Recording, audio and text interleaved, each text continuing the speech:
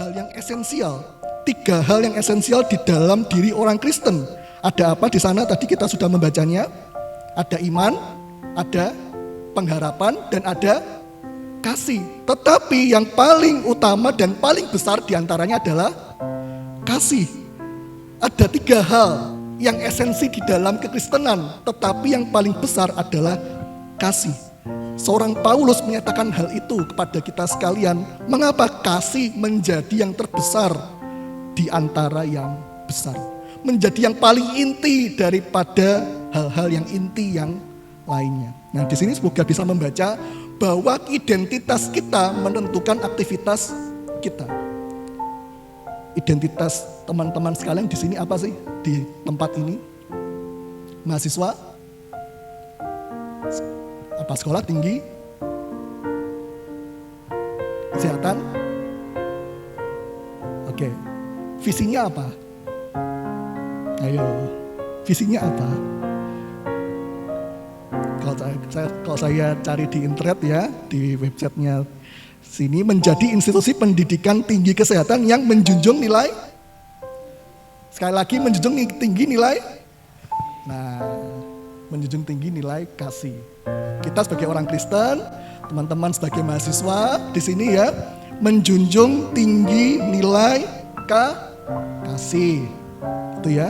Menjadi institusi pendidikan tinggi kesehatan yang menjunjung nilai kasih.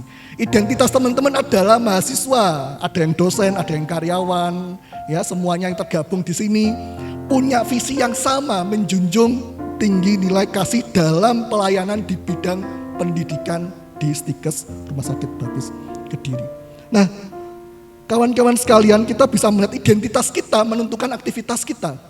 Jika identitas kita sebagai anak-anak Sang Sumber Kasih, kita sebagai orang Kristen, ya, maka sewajarnya dan seharusnya kita menjadi orang yang penuh dengan kasih. Kita warga kerajaan surga, di surga adanya kasih, nggak ada kebencian. Maka di dalam dunia, aktivitas kita apa? Yaitu mengasihi. Jadi identitas kita sebagai orang Kristen, identitas kita sebagai mahasiswa, sebagai dosen, sebagai karyawan, Stikes Baptis Kediri, kita yang menjunjung tinggi nilai kasih, maka aktivitas kita adalah aktivitas menunjukkan kasih. Karena kita meneladani Allah yang penuh kasih, kita taat ya kepada hukum. Hukum itu tidak bisa naik turun, hukum ya harus dilakukan. Ya, hukum kasih. Kita berbuah kasih. Kita juga berbeda dengan dunia. Kalau dunia melakukan ini, kita berbeda dengan dunia. Karena kita adalah orang-orang yang penuh dengan kasih. Dan kekristenan merupakan agama yang bukan tentang aturan, tetapi tentang relasi. Tuhan tahu hati kita. Ya, ketika kita menyembah Tuhan dengan mulut kita, dengan suara kita, tapi Tuhan melihat hati kita, apakah kita benar-benar menyembah Tuhan atau tidak. Kekristenan bukan tentang sederetan aturan-aturan, tetapi kekristenan tentang satu relasi. Hubungan. Itu mengapa di dalam banyak ayat Tuhan mengatakan kembalilah kepadaku. Kembalilah kepadaku, meskipun kamu jauh, kembalilah kepadaku. Tuhan menekankan relasi sampai dia mati di kayu salib untuk memulihkan hubungan kita dengan Allah Bapa. Seperti itulah Bapak Ibu sekalian dan teman-teman, identitas kita menentukan aktivitas kita. Maka tidak ada alasan untuk kita tidak mengasihi, karena itu yang melekat, itu identitas kita. Itu yang harus kita lakukan, aktivitas kita. Karena siapa? Karena Yesus yang kita sembah. Jadi kita tahu bagaimana bahwa kasih bukan tentang pilihan atau keputusan. Next ya.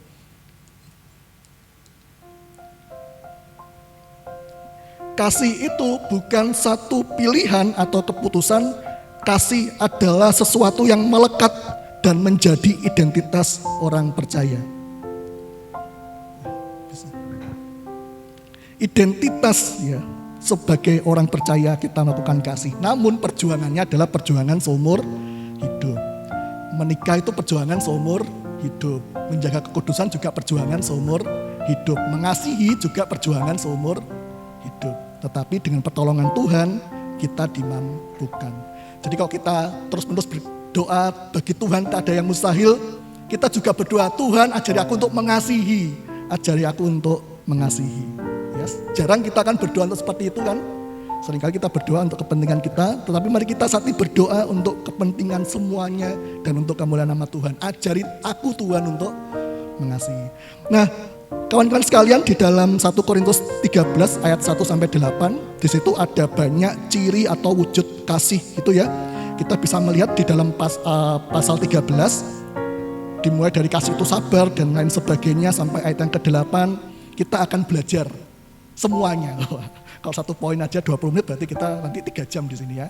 Jadi kita akan belajar. Nah, tapi satu saja yang saat ini ingin saya sampaikan, yaitu mengenai kesabaran. Coba tunjuk temenmu yang membuatmu habis kesabarannya. Wah, sudah senyum-senyum ya. Silakan di towel-towel ya, colek-colek, kamu tuh yang menghabiskan kesabaranku. Ya. Kesabaran bisa habis apa tidak? Bisa. Ada yang, siapa yang percaya kesabaran itu ada batasnya? Angkat tangan. Wah, satu. Yang lainnya, kesabaran ada batasnya atau tidak? Ada dan tidak ya. Yang tidak bisa di luar ya. Nah, termasuk bersabar dengan khotbah hari ini ya. Beberapa karakteristik atau ciri kasih, salah satunya adalah kesabaran. Tetapi kita harus tahu teman-teman sekalian, Allah kita itu Allah yang sabar. Jadi apa yang Allah lakukan bagi kita, itu juga yang kita lakukan bagi orang lain. Jika Allah kita adalah Allah yang sabar, maka kita mesti bersabar dengan teman-teman kita. Meskipun mangkel loh ya, meskipun jengkelin. Tapi kita harus bersabar. Karena Allah kita adalah Allah yang maha penyabar. Kalau enggak kita sudah selesai hidup kita, masuk neraka semua. Tetapi karena kesabarannya Tuhan memberikan keselamatan bagi kita yang percaya kepadanya. Jadi kita harus melihat bagaimana Allah memberikan kasih yang selalu baru setiap hari. Kesabaran Allah selalu baru setiap hari. Itu mengapa kita juga menyadari kita juga melakukan hal yang sama bagi orang-orang di sekitar kita. Nah, jadi apa yang Allah lakukan bagi kita, itu juga yang kita lakukan bagi orang-orang di sekitar kita. Maka kesimpulannya, sabar itu ada batasnya atau tidak? Oh, ya. Jadi ketika teman-teman adalah produk dari kesabarannya Tuhan, jangan sia-siakan hidup dengan melakukan kesalahan-kesalahan yang sama terus menerus. Ketika kita sudah memberikan kesabaran kepada pasangan kita, ya pasangan, kamu yang jadi pasangannya harus berubah, gitu ya. Karena kita diberikan kesabaran oleh Tuhan, ditunjukkan kesabaran Tuhan, kita berubah, bukan malah mencobai Tuhan. Nah, di dalam teks ayat yang keempat, teman-teman sekalian, kata sabar itu ada dua konteks ya, ada dua arti. Yang pertama, di dalam Alkitab, sabar itu menunjuk kepada sabar menanggung penderitaan. Itu namanya keteguhan, ketabahan. Tetapi yang kedua adalah menanggung kesalahan orang lain. Itu arti kata sabar yang kedua. Nah, tetapi ketika kita melihat konteks dalam surat Korintus ini, jadi dalam Korintus ini, Paulus memberikan surat. Surat ini disampaikan karena melihat pertumbuhan iman jemaat Korintus itu adalah pertumbuhan yang jelek. Jadi Paulus banyak kecewa dengan orang-orang di Korintus. Ya, termasuk banyak hal di sana, keegoisan, perseteruan gitu ya. Sehingga Paulus menekankan kasih. Jadi mereka semua ingin menunjukkan aku lebih hebat, aku lebih pinter. Sehingga akan terjadi kekacauan. Nah, di sini kita diajarkan bahwa kasih itu adalah suatu hal yang baik dan itu ditunjukkan dengan kesabaran, sabar terhadap orang-orang di sekitar kita. Jadi sabar di dalam teks ini lebih mengarah kepada sabar dalam menanggung kesalahan orang lain. Jadi teman-teman sekalian, kalian bersabarlah, harap bersabar. Identitas kita sebagai orang Kristen adalah orang yang penuh dengan kasih, maka tunjukkanlah dengan kesabaran. Itu ya, setuju? Itu identitas kita, dan itu perjuangan seumur hidup. Perjuangan untuk seumur hidup. Tetapi kita harus tahu itu identitas kita yang melekat di dalam kita. Nah, ketika kita melihat ya, teman-teman sekalian, bahwa egois itu meretakan, kasih itu merekatkan. Coba kita baca bersama-sama. 1, 2, 3. Egois itu kasih, sekali lagi egois. Egois meretakkan, kasih itu merekatkan. Kita buka dalam Kolose pasal yang ketiga ayat yang ke-14. Kolose pasal yang ketiga ayat yang ke-14. Kolose pasal yang ketiga ayat yang ke-14. Dan di atas semuanya itu kenakanlah kasih sebagai pengikat yang mempersatukan dan menyempurnakan. Allah menghendaki apa? Allah menghendaki kita untuk disatukan dan disempurnakan, maka harus ada kasih yang menjadi pengikat. Jadi kalau kita ingin bersatu, maka kasihlah satu dengan yang lain, bersabarlah satu dengan yang lain, itu kuncinya. Ada kerendahan hati, ada sukacita, ada damai sejahtera, buah-buah roh. Ketika kita semua hidup di dalam Tuhan, berbuah, maka kita akan melihat suatu persekutuan, perkumpulan, suatu kesatuan yang menyenangkan. Ya, saya ketika dalam masa kuliah ada satu keadaan di mana saya sedang belajar, tiba-tiba dosen masuk, dosen masuk dengan wajah yang sudah merengut.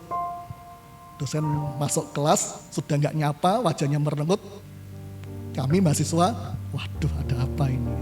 Padahal itu baru mau masuk kelas, baru mulai kelas. Beliau masuk dalam keadaan yang sudah penuh raut muka yang masam dan lain sebagainya, sehingga kami ketakutan. Dan benar saja kami dimarahi habis-habisan, padahal bukan masalah yang besar, masalah yang sepele. Saya mengira mungkin di belakang, di balik itu beliau sedang bergumul dengan satu hal yang berat, sehingga ketika masuk ke kelas itu dampaknya adalah mahasiswa. Dan kita tahu Bapak Ibu sekalian, ketika ada suatu hal yang menjadi nuansanya gak enak, ada emosi di dalamnya, pasti itu akan merusak hubungan. Dan benar saja akhirnya kami banyak yang tidak respect dengan beliau gitu ya. Karena ketika sudah masuk kelas, beliau seringkali dengan wajah yang penuh dengan amarah, dan di waktu belajar akhirnya marah-marah juga pada kami, padahal tidak ada kesalahan yang besar yang dilakukan. Nah, kemarahan itu merusak. Kemarahan itu merusak. Merusak apa? Siapa yang suka melempar barang ketika marah? Melempar HP. Siapa yang HP-nya pernah rusak gara-gara dilempar ketika marah? Gak hanya barang, tetapi kerusakan juga pada hubungan, relasi. Ketika seseorang marah, pasti ada kerusakan, termasuk relasi akan menjadi rusak, menjadi renggang. Ya, banyak yang akhirnya putus dan gak mau temenan lagi karena saling marah gitu ya. Berbeda dengan kita menjadi seorang yang penyabar, seorang yang penuh kasih, maka mungkin tetap ada konflik, tetapi akan menjadi suatu persekutuan yang hangat, perkumpulan yang hangat. Maka di sini kita tahu bahwa kita perlu untuk terus-menerus menjaga kasih itu, kesabaran itu, karena kita bisa melihat bahwa kita akan melihat suatu hal yang indah di dalam persekutuan yang penuh dengan kasih.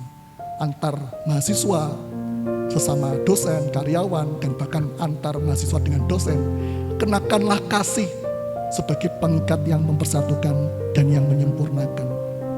Ini sudah kunci yang Tuhan berikan kepada kita sekalian. Nah, setelah itu, dua slide selanjutnya lagi.